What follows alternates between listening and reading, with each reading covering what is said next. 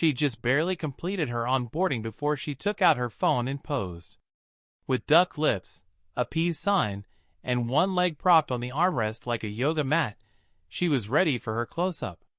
I stood just outside the frosted glass wall, watching her set up the perfect selfie in a chair I'd occupied every day for the past 28 years. My name is Thomas Raines, and I'm 57 years old, or I was when this all started. Until last week, I was a senior systems analyst at Cellrex Technologies, a mid-sized logistics firm that most people had never heard of unless something went wrong with their supply chain.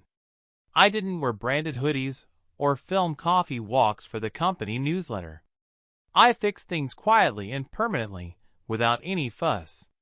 My corner of the office used to hum with the sound of machines I'd built from scratch, uncomplicated workhorses that had kept Cellrex running through a dozen market crashes and 3 different CEOs. Now, there was Cassidy, spinning in a chair as if she'd won a prize. "Can you take a quick photo of me with my monitor?" she asked the intern who had escorted her up. "Just tag me in the story. First day vibes." I stood there for another second before I turned away. My nameplate was still on her desk. The meeting had been 2 days earlier. Michelle had scheduled it under the subject line, "Future Alignment Chat." It took just 10 minutes to erase nearly 3 decades. Michelle is the kind of leader who reads productivity books on flights and dog-ears pages with phrases like agility first and upskill inertia. She's in her late 30s and always looks impeccable. Her office smells like citrus oil diffusers and the certainty of success. I sat down without saying much. She looked up from her laptop and smiled, as if she had just remembered my birthday. "Tom," she began, her voice smooth and rehearsed. "Thanks for making the time today." "I always do," I said. She laughed politely and then glanced at her screen, as if she needed to remind herself why I was there. "So, as we look ahead to our Q3 priorities, we're doing a bit of strategic repositioning, especially with our DevOps team." I nodded slowly. "What kind of repositioning?" "Well," she paused, as if the next line had been practiced in front of a mirror. "We need to modernize our workflows. Bring in voices that reflect where we're going, not just where we've been." That was it, the coded language. "We're incredibly grateful for your dedication, but frankly," she folded her hands neatly, "you've been with the legacy system so long, it's not realistic to expect full fluency in the new platforms. And honestly, we feel the transition would be smoother with someone newer." I blinked once. "You're saying I'm too old to learn new software?" She opened her mouth, closed it, and then nodded faintly. "I'm saying it's not the best investment for the company right now." I thought about the weekend I spent rewriting our entire backend protocol after a ransomware breach shut us down. 40 hours straight, no sleep, no complaints. I thought about the time our shipping matrix failed during a merger, and I built a parallel load balancer out of old machines in the break room. I thought about how many weekends I'd missed, birthdays, my daughter's graduation, all because only Tom knows how to fix it. Michelle slid an envelope across the table. "We're offering a generous severance, of course. 3 months' salary. Healthcare through the end of the quarter. And if you'd like a letter—" "I don't need a letter." She tilted her head, waiting for a response, a reaction, anger, sadness, anything. Instead, I just stood up, buttoned my blazer, and said, "Good luck with the new systems." The look on her face was not quite disappointment, but something close to it. Cassidy's first words to me were, "I hope we'll get along." She didn't mean it maliciously. She just didn't realize the weight of what she was stepping into. She wore platform sneakers and a glittery phone case. She asked if she could work from home. "Today?" I asked. She blinked. "Yeah, I mean, isn't that normal here now?" "Not really," I said, "but it might be soon." I shook her hand, passed her the badge still clipped to my belt, and left my login credentials on a post-it note stuck to the monitor. No one followed me out. No one looked up. The elevator doors were slow that day, as if the building itself couldn't quite believe what was happening. As I descended floor by floor, watching the reflected city slide past in the mirrored wall, I felt nothing. Not rage, not sorrow, just a kind of stillness I hadn't felt in years. They didn't fire me because I couldn't keep up. They fired me because I never needed to show off to prove I could, and they just replaced substance with sparkle. I didn't say goodbye. I didn't clear my desk. I didn't need to. They'll find out soon enough.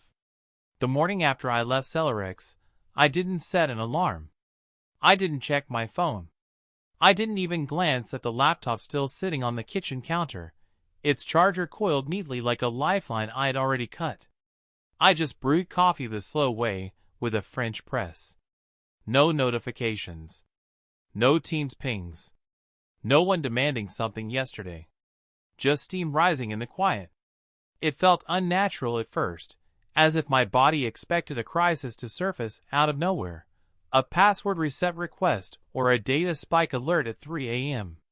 But nothing came. Nothing needed me anymore. That was supposed to sting. It didn't. Around 9:12, the first text came in. Wait, what happened? No name, just the message. A minute later, another one. Cassidy asked me what a batch file was. I thought she was joking. I didn't respond. I just sipped the coffee and stared out the window like it owed me something.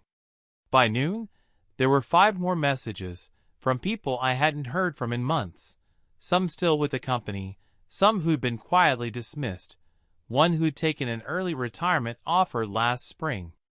You're really gone. Michelle's acting like it was mutual. She told the team you didn't want to transition to new systems. I let the screen go dark. My name was already gone from the internal directory. I checked once, curiosity winning out for a second. No forwarding address, no contact card, just wiped like a patch update. I didn't get angry, didn't post. I opened a notebook and drew a line down the center. On the left, I started a list of names, people who'd left, people who'd been pushed, people who, like me, had been replaced by someone louder, cheaper, younger. On the right side, I started marking what they'd built, the systems, protocols, recovery plans. That list got long fast. At 2, I grabbed my jacket and drove to the north end of town. There's a little sandwich shop tucked behind a used office supply store. Best pastrami within 50 miles, and exactly the kind of place Paul would choose. Paul was our former database architect. He'd left last year under what Michelle called strategic divergence. We all knew what it meant. He was too methodical, too slow to embrace buzzwords, and also too good at his job to be replaced by just one person. When I walked in, he was already there. Same hoodie, same tired eyes. He didn't say hello. He just nodded toward the empty seat and said, I figured it was coming. We ordered sandwiches, pastrami for both. He didn't ask what happened. He already knew. Cassidy's in your seat now, right? He said, unwrapping his lunch. I nodded. She posted an Instagram story about day 1 energy next to a screenshot of a permissions error. Someone forwarded it to me. I didn't laugh, but I felt my lip twitch. She's not the problem, I said. Michelle is. He looked up sharply. You figured it out, too. She told me I was too old to learn new systems. Called me tech debt. Paul actually stopped chewing. She said that to your face? Not in those words, but close enough. He shook his head. They've been doing it for months. I know of at least 6 others. All senior, all legacy. Most of them didn't get a reason, just some vague culture nonsense and a severance offer. Not layoffs. Nope. Not even listed that way. They're calling them rotational exits. I stared at my sandwich, suddenly not hungry. Paul reached into his backpack and pulled out a folded piece of paper. "You should see this." It was a printout. The header read, "Future Forward Agile Culture 2025. Underneath were bullet points that read like they'd been written by someone who thought Slack channels counted as deliverables. Reduce tech debt by removing legacy staff. Prioritize cultural fluidity over institutional memory. Streamline communication by flattening outdated hierarchies." I read it twice slowly. "Tech debt," I said aloud. "We were the tech." Paul smirked. "Now you see why I left." By the time I got home, I had a message waiting. It was from an old sysadmin named Riley. Quiet guy, used to work in the network cage. Moved to Arizona after his transition. "Check your email." Subject line, "Welcome." I opened it. One link, a Discord invite. Legacy code. 41 members online. I clicked. Inside were names I hadn't seen in years. Dan from QA, Monica from Billing Systems, Hector the VPN Wizard, all gone from Celerex, all with the same story. No one was ranting, no one was crying. They were cataloging, documenting, connecting dots. There were timelines, threads, even log files. The system hadn't failed. It had never been stable to begin with. We'd just been holding it up for too long. Now that we were gone, it was finally showing its cracks. I didn't plan to do anything. Not at first. But silence only lasts so long when you know where all the ghosts live. 3 days after that sandwich with Paul, I was still getting messages, most of them from people still inside. Not full sentences, just breadcrumb whispers. "Cassidy's panicking. Michelle's calling it a phase-in. Migration scheduled Friday, but nobody's seen the staging logs." I didn't reply. I just read and remembered that internal deck Paul had shown me, the one with "Reduce tech debt by removing legacy staff." I scanned it into a burner account, removed names, and kept the tone. The arrogance came through loud and clear without needing a signature. I opened a blank email and addressed it to someone I hadn't spoken to in 7 years. Elliot T.R., a journalist who used to cover data breaches and infrastructure scandals for a niche tech watchdog site. Smart, cynical, allergic to BS. We crossed paths once when he was digging into a botched encryption rollout. I gave him off-the-record context. He never burned me. I typed one sentence. "You might want to ask Celerex why their modernization playbook reads like a purge manual." I attached the PDF, hit send, logged out, and then went for a walk. No destination, just motion. The next morning, 2 of our third-party vendors, companies I'd personally on board, emailed me directly. "Hey Tom, just heard. They really let you go?" One of them, an encryption firm we'd worked with since 2011, had quietly paused a new integration with Celerex. "Respectfully, we'd prefer to wait until their new team stabilizes, if it stabilizes." I didn't ask for that. I didn't suggest anything. I just answered a few questions, told a few truths.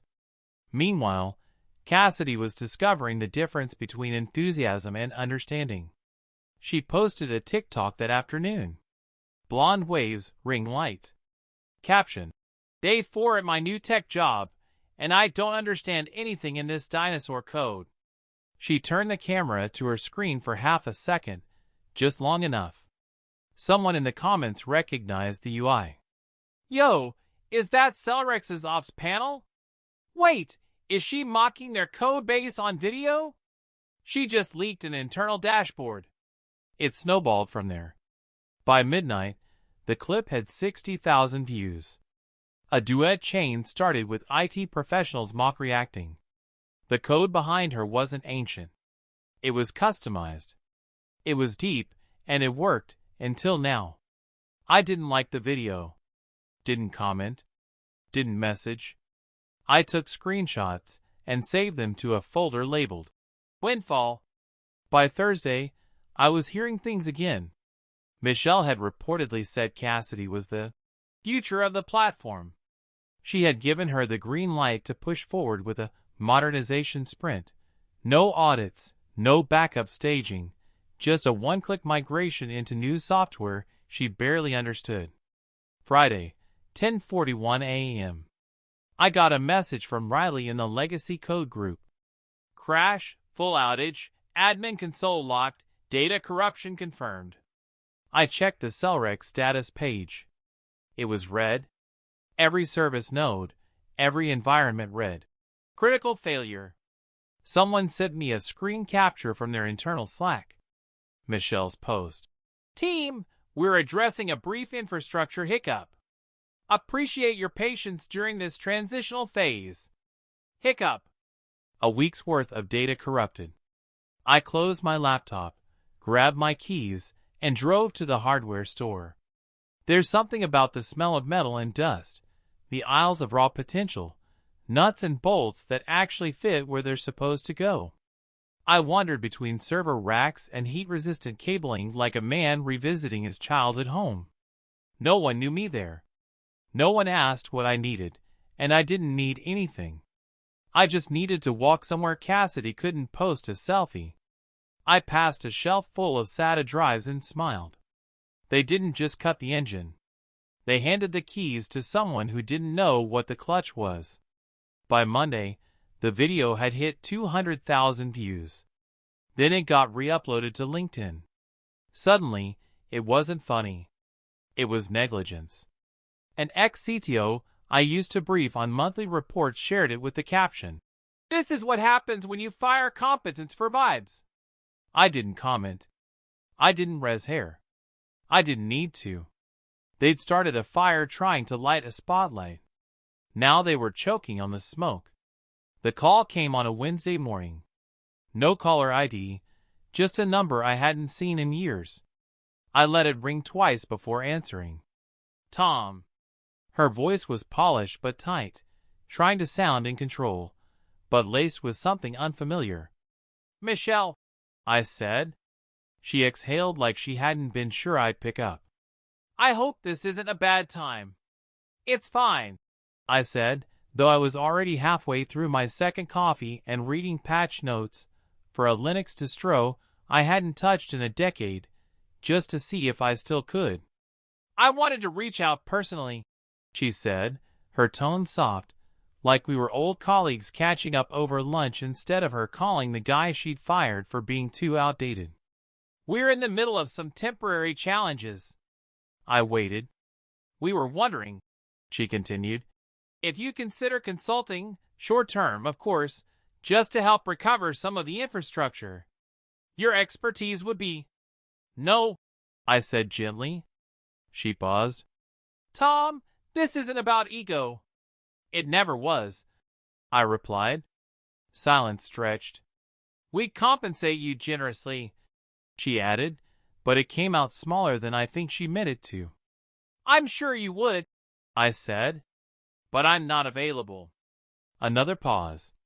Longer this time. Well, she said finally, if you reconsider, I won't. Click.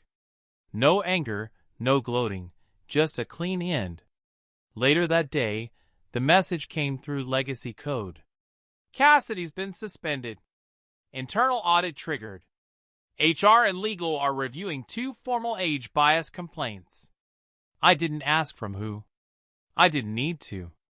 They'd handed the wheel to someone who couldn't drive, blamed the car, and now they were pretending the road was the problem.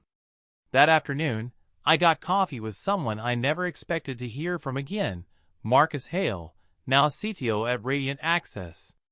Back when he was 22, I'd mentored him during a non-profit boot camp. He was bright, cocky, and fast on the keyboard, but slower with context. I taught him how to read between the logs. Now, he wore pressed shirts and used words like vision scaffolding. But under the layers, he was still him. I've been watching what's happening, he said, sipping something with oat milk and 2 espresso shots. You kept your head while everything else fell over. I shrugged. I just stayed out of the way. He smiled. No, you stayed grounded. Big difference. That's why I'm here. He slid a folder across the table. Inside, a proposal for a part-time leadership role with flexible terms. No politics, just modernization with intent. We don't need flash, he said. We need foundation, real systems thinking, quiet strength. I nodded. One condition. Name it. I bring 3 with me. He didn't flinch. People from Celerex. People they discarded. Good, he said. That's exactly who we want. 2 weeks later, we were working quietly. No LinkedIn announcements, no ring lights, no hashtags, just 6-hour working blocks in a clean co-working space with good Wi-Fi and even better silence. I brought in Monica from Billing Systems, Dan from QA, and Hector who could rewrite subnet architecture from memory. None of us needed to be seen. We just wanted to build. Meanwhile, Limble Systems, that's what they were calling it now, as the rebrand had apparently been planned before the collapse, was busy trying to mop up its own mess. An internal vendor leak reached Tech Brief. We've paused our engagement due to destabilized infrastructure following recent internal reshuffles. The piece didn't name Michelle directly, but it didn't have to. A quiet wave rippled through industry Slack threads. CTOs whispering. Mid-level engineers reading between the lines. No one made noise, but they were watching. I didn't post, didn't comment, just smiled. Relevance isn't something you brand. You don't trend it into existence with mood boards and mission decks. You earn it by doing the work quietly, consistently. You build relevance the same way you build a stable system, brick by brick, connection by connection, until it holds, even when no one's looking. That's what we were doing now. Let them worry about perception. We were building what lasts. I walked past my new office without stepping in. The door was open, sunlight spilling across the hardwood floor. No mission statements on the wall, no buzzwords taped to glass. Just a quiet room with a standing desk, a whiteboard half filled with real diagrams, and a pot of coffee sitting on a warmer in the corner. Someone had already refilled it. The hallway was still, but not dead. You could feel the current moving beneath the quiet, the steady rhythm of people working with purpose, not posturing for visibility. Marcus had kept his promise. No ceremonies, no welcome posts, no fake enthusiasm. Just a smart, tight team doing smart, tight work. Monica was halfway through re-engineering the billing queue logic. Hector had stood up a routing backbone that cut our latency by 40%. And Dan, grumbling like he always did, was rebuilding our QA framework from the ground up. None of it was flashy. None of it needed to be.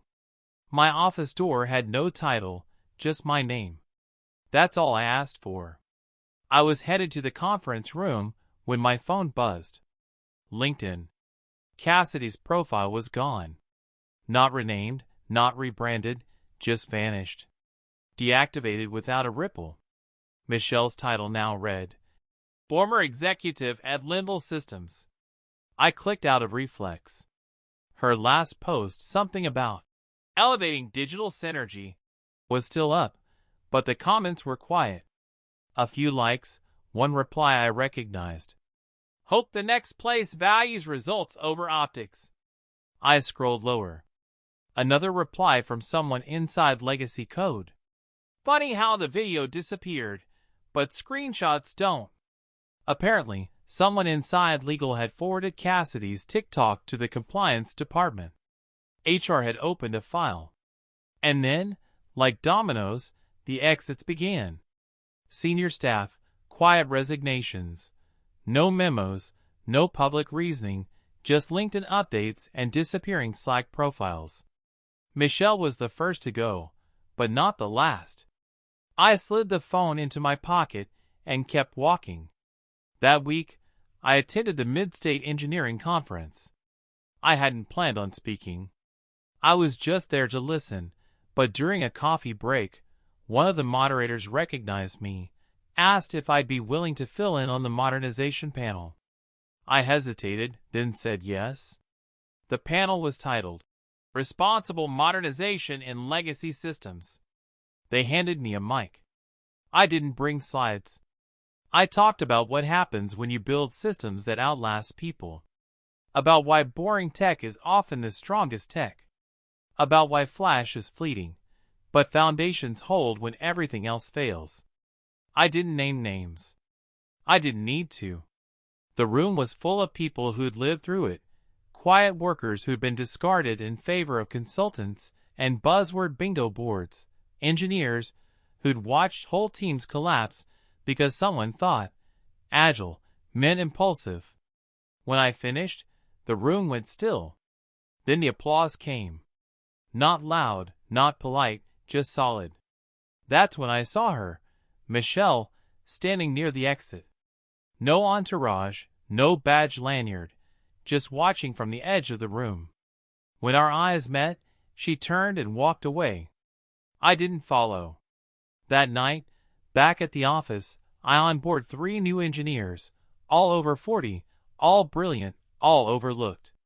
The first had been cut during a merger, replaced with a culture fit, who hadn't lasted 6 months. The second had stepped away from tech after being told he wasn't flexible enough for evolving digital paradigms. The third was a personal recommendation from Monica, used to run infrastructure for a regional bank until they replaced him with a guy who didn't know the difference between a load balancer and a lunch tray. No TikTok videos, no welcome posts, just firm handshakes, quiet coffee, and clean commits. By Friday, our new interface was already outperforming what I'd built at Celerex in both speed and stability. It wasn't flashy, wasn't pretty, but it worked elegantly silently. They'd wanted a story that looked good on Instagram. I was building systems meant to last 20 years. The following week, Marcus popped his head into my office, knocked once. "I owe you lunch," he said. "What for?" "Vendor called," he replied. "Said onboarding was the smoothest they've ever had. Asked who built our protocol." I smiled. "Dan did. Monica structured the logic layer. You didn't touch it. I cleared the runway. They did the flight." He nodded. "Well, we just got greenlit for phase 2. After he left, I checked the deployment tracker. Everything was green. No scrambling, no panic, no crisis response, just a system running. They thought relevance came from being seen. Turns out real relevance comes from what keeps running after you're gone.